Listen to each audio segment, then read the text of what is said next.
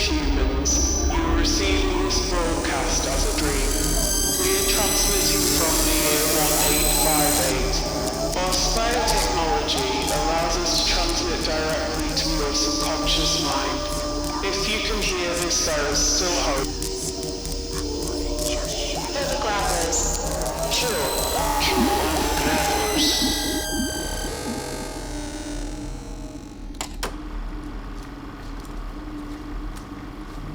Raftsman's Journal, Clearfield, Pennsylvania, January 6, 1858. Antiquities of America. Throughout the center, length and breadth of the country, washed as it is by the waters of two mighty oceans, and abounding in natural resources, enormous beyond what is possible to conceive, we find much to admire in the aspect and beauty of nature. And whether we travel from the distant shores of Maine and New Brunswick to the golden lands of California, and the shores of the great Pacific, or from the bright crystal lakes of Minnesota to the orange groves of Florida, we behold throughout the immense extent the features of nature, grand and beautiful in every form and aspect. The mineralogist, the geologist, the naturalist, the botanist, and even the antiquarian, all have a rich field here. Strange as it may appear, America abounds in antiquities, so extensive, so beautiful and majestic, as to rival those of Thebes of Nineveh.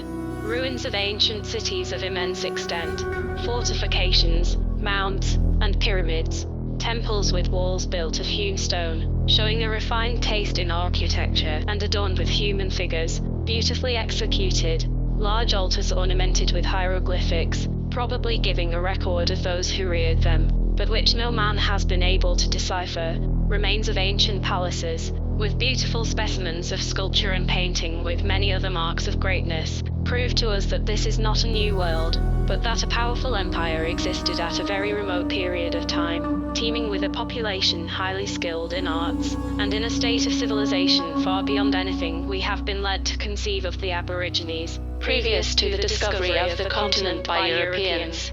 The antiquities of America extend from the eastern shores of Maine and Massachusetts to the Pacific, and from the Great Lakes and British Dominions to Perth and La Plata in South America. In fact, throughout the extent of the continents, immense forests grow over the ruins of large cities, and the gigantic size of the trees, which indications that other generations of trees sprung up and grew before them, proves the ruins were in existence before the Christian era.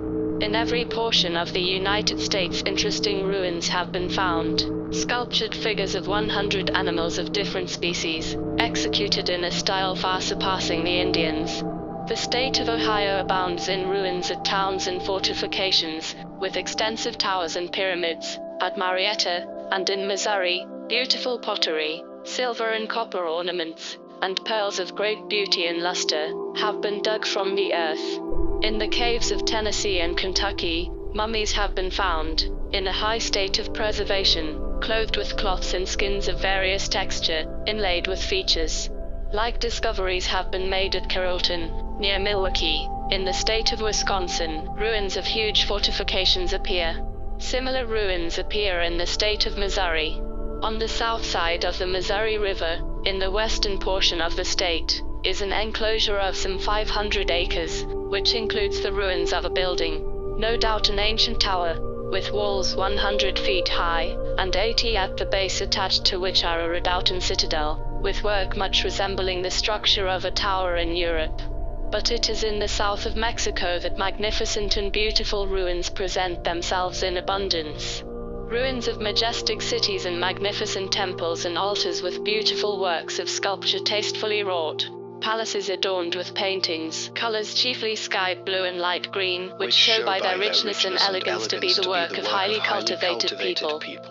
Those ruins, majestic and beautiful in appearance, but overgrown with thick forests of mahogany and cedar of immense dimensions and great age, prove to the world that a great empire teemed with an immense population, a people skilled in mechanical arts, and in an advanced state of cultivation. The most extensive ruins are to be found at Uxmal and Palenque, in the southeast of Mexico. At usual are immense pyramids coated with stone, and quadrangular stone edifices and terraces. The height of one of these pyramids is 180 feet, and on the summit is supported a temple. On one of the facades of the temple are 4 human figures, cut into stone, with great exactness and elegance. The hands are crossed upon the breast, the head is covered with something like a helmet, about the neck is a garment of the skin of the alligator, and over each body is a figure of a death's head and bones. At Palenque, a city of great extent, are immense ruins, with the remains of a royal palace.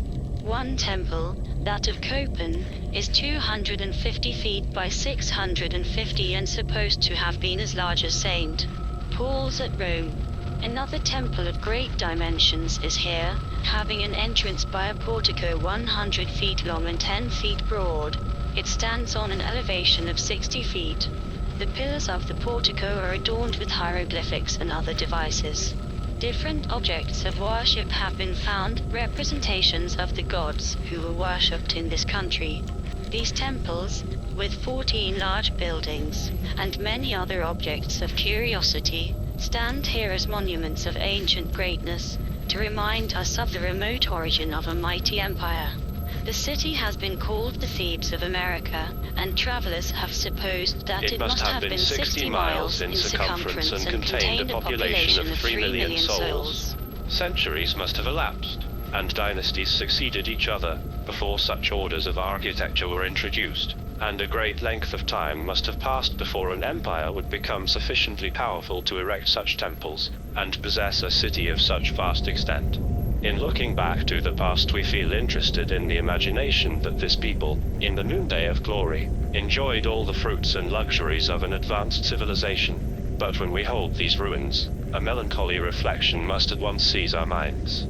On the ground where once nations met in their strength and power, wild beasts now roam, and venomous serpents wend their way, and over these vast cities, where once the busy hum of industry and the voice of merriment resounded, grows the vast cedar, on whose branches the owls chatter discordant notes and the bat sleeps at meridian. In this country is exhibited the largest pyramid in the world, that of Cholula, near Puebla. It covers 41 acres, and is 200 feet high. On its summit was a temple, and in the interior has been discovered a vault, roofed with beams of wood, containing skeleton and idols. Several smaller pyramids surrounded this large one. It appears to have been formed by cutting a hill into an artificial shape. Its dimensions are immense, being nearly 3 miles in circumference, and about 400 feet high. It is divided into terraces and slopes, covered with platforms, stages, and bastions elevated one above the other, and are formed with large stones skillfully cut and joined without cement. In some respects, the style of architecture resembles the Gothic, being massive and durable, while in other respects it resembles the Egyptian. Yet the general construction, manner, and style of architecture is different from anything hitherto described in the world. In Egypt, hieroglyphics on stone denote remarkable events which no one has yet been able to decipher. A dark shade rests on the Antiquities of America, and few rays of light enliven the gloom.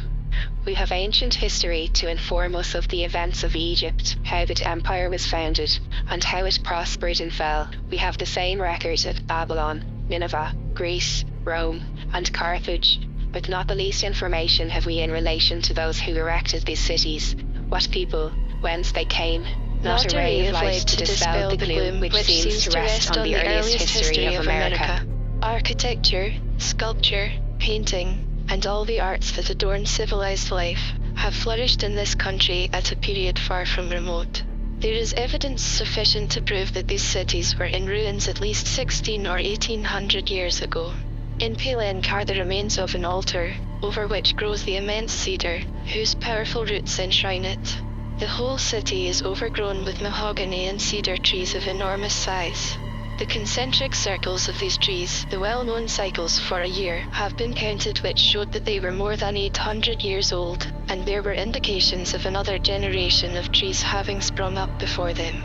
How few reflection on the fact that America is an old seat of an ancient mighty empire. These facts are opening themselves every day to the eyes of the astonished world. It is to be hoped that the spirit of inquiry, which seems at present to animate all classes of learned men, may throw light on the early history of this remarkable reign.